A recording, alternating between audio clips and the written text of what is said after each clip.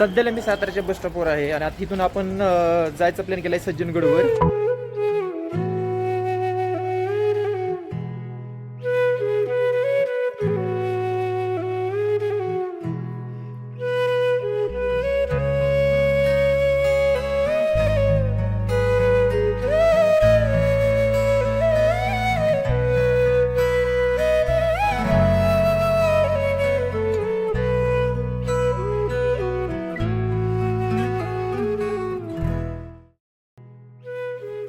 सुंदर अशा सज्जनगडावरती मी पोहोचलो. तिथल्या वातावरणाचा अनुभव घेतला आणि खूप मन प्रसन्न झाले.